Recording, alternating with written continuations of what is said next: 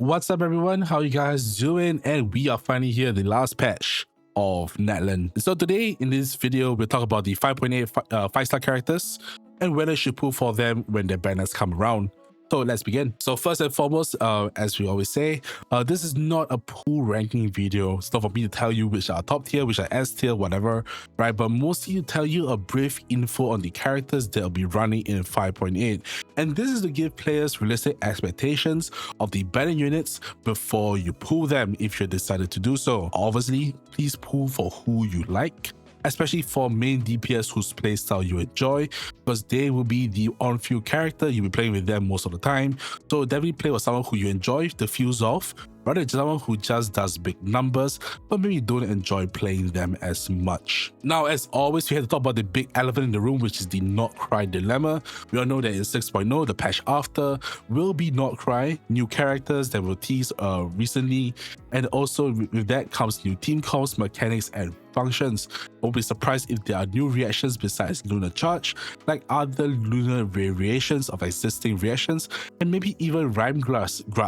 I can't pronounce Rhyme Grass, right? Which is the Cryo and Dendro reaction that was in Imaginary Theater back in 5.6. Now, with a new region also brings higher ceiling and higher power budgets for newer characters, especially DPS units. So players who are considering pulling for 5.8 have to keep this in mind, especially when the drip marketing for 6.0 arrives. With that being said, let's get into the units. Let's talk about the new one, who is Ineffa, the first Nod-Krai unit, Electro Polearm, sub DPS support. Now, the main thing about Ineffa is that she converts Electro Charge to Lunar Charge, a new reaction. The short answer to what Lunar Charge is that it can crit. The damage is factoring the damage of all your teammates, not only the applicator, and also has a longer ticking duration of 2 seconds as compared to Electro Charge. That's mainly it. Obviously, there are number calculations that you can bring in, but that's the lowdown of Lunar Charge. Now, what does Ineffa do?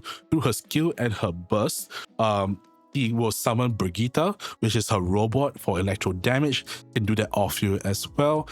And Brigitte will do additional attack when she's near a thundercloud that's created by the Lunar Charge reaction.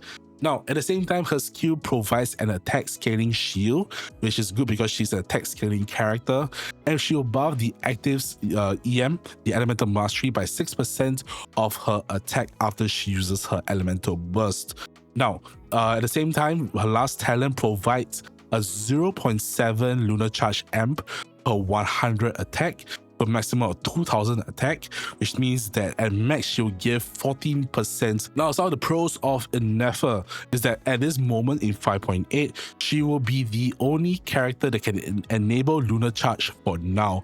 Now, in the live stream, we do know that future units can also enable Lunar Charge, and that could also include the Traveler himself or herself, depending on who you play.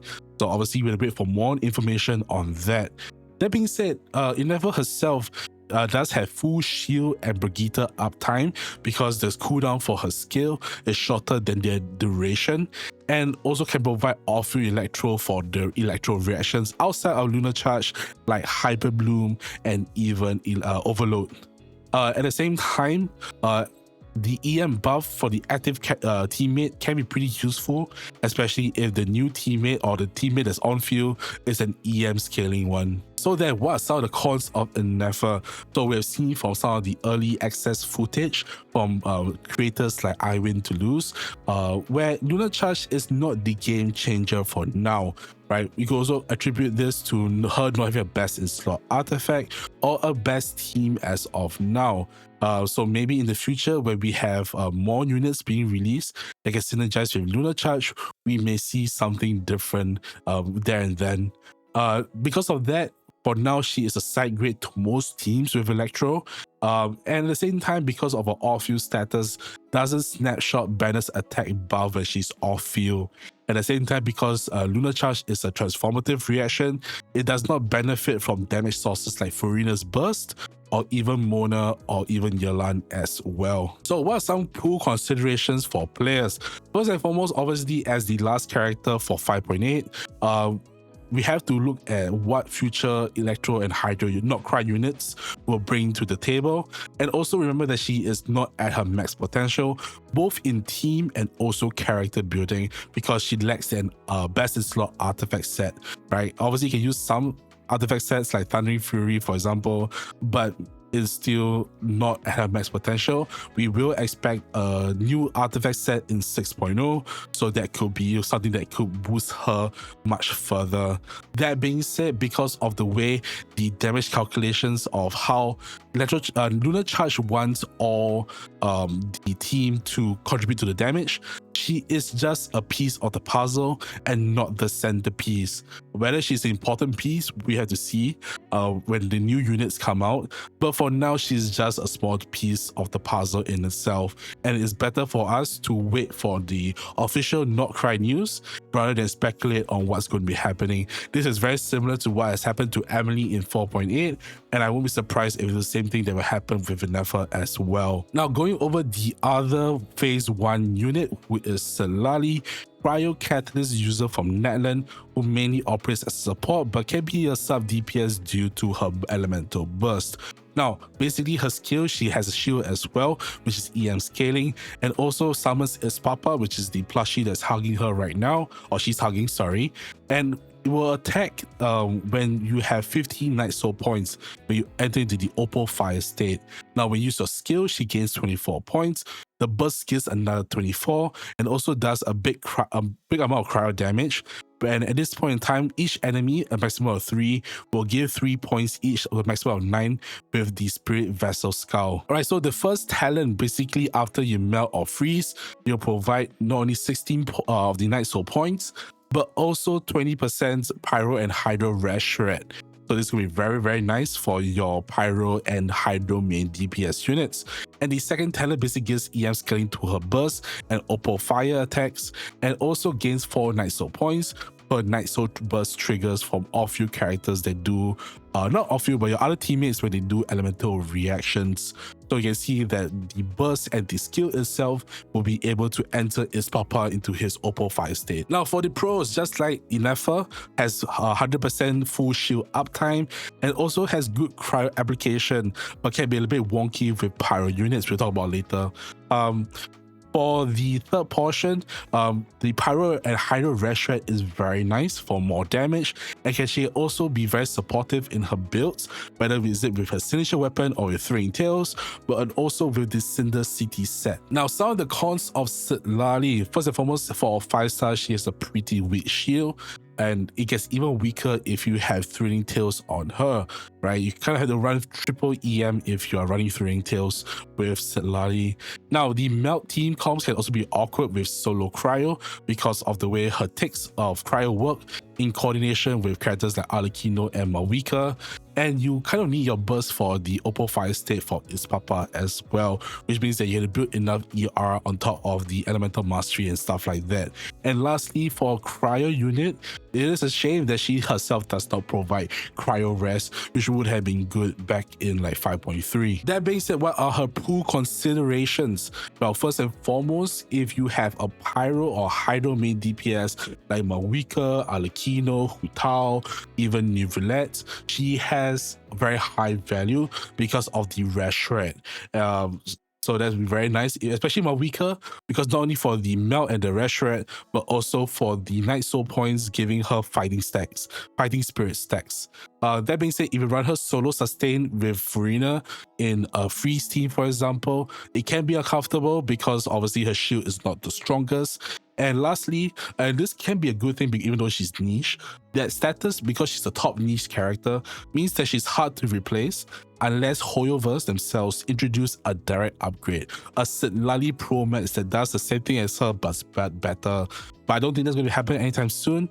And so for Citlali herself, she does have pretty good value going into Nod-Krai, because we know there'll be future Pyro and Hydro units coming soon. Now let's talk about the rerun banners for Phase 2. First and foremost, let's talk about Mualani, Hydro Catalyst from Natlan, will operate as a main DPS. The main thing about Mualani is that when she uses her skill enter the Night Soul Blessing, she boards her shark surfboard, and then when you come in contact with enemies while surfing, he will mark them with a waste momentum maximum 3, and this converts her basic from Sharky Bite to Surging Bite, which does more damage.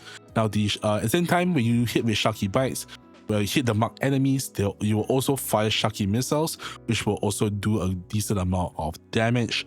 Now, the burst will just do a big Hydro AoE nuke, and then the first talent after using Surging Bite, you will gain Night Soul points when you pick up the puffer that is dropped after using said attack. And the second talent, when you use a Night Soul Burst, or when you activate a Night Soul Burst, you will gain Wave Crashers or Wave Chasers exploits. This stacks up to 3 times, which basically makes your burst stronger. Now, some of the pros of Mualani is that she has very high nuke numbers. If you want a nuke DPS with the flashy numbers, she is your character, and because of that, she makes excellent use of Vaporize to amplify her damage. She also has decent sources of both AoE and single target damage, and while this can be a little bit cold, you can use her as support with her Vaporize, with a Hydro, to help characters like, for example, a character like a Mawika. Now, her cons. Now, the first thing is that she's a one-trick pony, where her only good team is Vaporize. You tell me use her in freeze, why? But yeah.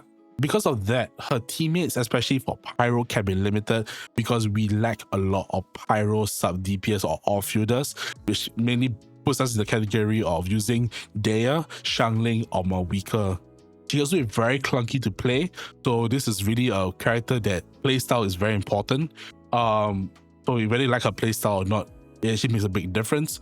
And the skill and the burst, or not really the skill, the Surging Bite and the burst can miss if the enemies are very mobile and they move at the last second.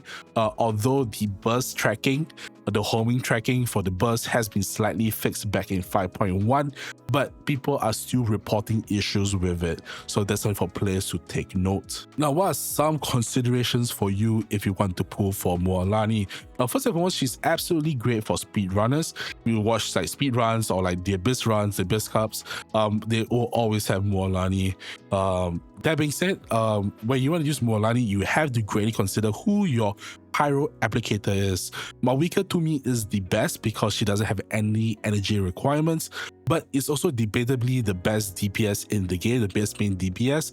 So are you benching your star, or are you restricting your star player to a sub role? I don't think many players will want to like consider that. Then the alternative is Xiangling, who, while being very good, has a massive ER requirement if she's the solo Pyro, which she will be because she can't use Bennett, because Bennett is an attack scaler. So Xiangling has usually run solo and will need a lot of ER just to burst consistently. And lastly, the one question that players have to ask is the battle between Mualani and Neuvillette. Do you want big damage, or do you want coverage and comfort, which Neuvillette provides? That is a big old question. And like I said, while Neuvillette doesn't provide the biggest numbers, he is still very, very strong, very, very self-sufficient. And so that's a thing that you consider between both Mualani and Neuvillette. Now let's talk about the last character, who is Chasca, a Nemo Bow character from Natlan as well, main DPS just like Mualani. And the same thing, when you use a skill, you enter your Night Soul Blessing and you mount your Soul Sniper. This converts your normal attack to become multi-target fire, and you can hold to charge up to 6 Shadowhunt shells. You can obviously release them early, but you wouldn't want to, because 6 Shadowhunt shells is the max damage, and you will get different infusions depending on your shells. So generally, you want to have all 6 shells and you will automatically fire when it hits the max. Now, the shell elements depending on the team elements. So the teammates, you want them to be all pack elements, Pyro, Electro, Cryo, or Hydro. Now, the shells elements will vary. So 1 and 2 will always be a Nemo. The third one is based on her first talent. If it activates, it converts to one of the pack elements on the team. And then 4, 5, and 6 will be random based on the team pack elements. So for example, if you have a Pyro, Electro, and Hydro, then it could be pyro, electro, hydro. It could be hydro, electro, pyro. It could be electro, pyro, hydro. You get the drift. And that also works the same if you have duplicate elements as well, although it is not recommended, especially at C0. Now, the burst basically does an AoE nuke with 6 bullets, and 2 bullets will converted per element. So if you have the 3 element requirement, then you will convert all 6 bullets, to the respective elements. Now, the first talent is very important for Chasca, where basically it's a 33, 66, or 100% chance to convert the 3rd bullet to an element of your team based on whether you have 1, 2, or 3 unique pack elements. So if you manage to activate this, then the 3rd element will be randomly generated, just like how 4, 5, and 6 does. Now, this also increases the damage of the 3rd bullet based on the number of unique characters as well. And then for the second talent, when you have a Night Soul Burst being triggered by other characters, then Chasca herself will follow up with additional attack, with the elements also being randomly chosen. Now, some of the pros of Chasca, very straightforward playstyle. You buffer, you mount your Soul Sniper, and then you hold your left click. Very, very simple. So she's very usable out of the box once you have the elements, and then obviously you can use like supports that can help buffer, so on and so forth. So she's very good out of the box as long as you meet the elemental requirements. And of course, you can also use characters that usually wouldn't consider with an Nemo DPS, like Shenhe, because technically she isn't an Nemo DPS. She uses the elements of the team, so she's able to. So Shenhe herself can buff the Cryo Shadow Hunt shells from her charge attack, and then she's also airborne, which means that she can avoid ground attacks. And most importantly, for character building, she uses an attack goblet because of the way her elements in her kit works. So that also allows easier building of the unit because let's be real, attack goblets are a lot easier to get anyways. As for her cons, she's mostly single target outside of her burst. Generally, you want to at least have just a maximum of 3 enemies to target because that's how her shots with her Shadow Hunt shells work. And because of that, she's also mostly tied to Bennett Furina in Yansan for buffs at C0 because she can't use characters like Kazuha or Shilonen to help boost her damage. And this is especially true for Furina because Furina is the only Hydro character that can directly buffer in all ways, because characters like Xingqiu and also Yelan, because she uses charge attacks, Chasca doesn't get the coordinated attacks from those 2 characters. At the same time, you also want to be good at dodging or have a good shielder to prevent getting knocked out from the sky when an enemy actually hits you when you're airborne. And lastly, because of the way the bullet loads, the reactions can be random, which obviously varies the damage. Like for example, if you have, like say you have Pyro, Electro, and Cryo, you want to melt, which means more damage. But what happens if like your Electro and your Cryo hits, and then you hit Superconduct? Like obviously that's not going to happen, right? So generally, the reactions will be random, which means that the damage will also vary. So if you are considering Chasca, here are something to take note of. Obviously, very, very good single target damage character, and also very easy to play. That being said, your teammates are very important for a Chasca team because you generally, while you can put in like a random mishmash of pack element characters, you generally also wanted to at least contribute to damage or help buff Chasca. So obviously the variance in a bad team and a good Chasca team is very, very big. And within those good teams, even the damage itself will vary because of the reactions order. And so that's that for this video. It's always very hard to judge the final patch of a region before going on to a new one because they will always introduce a character that can tie in with the new region, stuff like that. And it's hard to predict. Now, I would say that if there's one character I may consider, is obviously Citlali. If you have a character like Mawika especially, but even with other Pyro or Hydro main DPS units, you can consider Citlali because she definitely will help do more damage and will have more relevance in the future when there are more Hydro and Pyro characters That being said, Chasca and Mualani are also very good characters, even till now.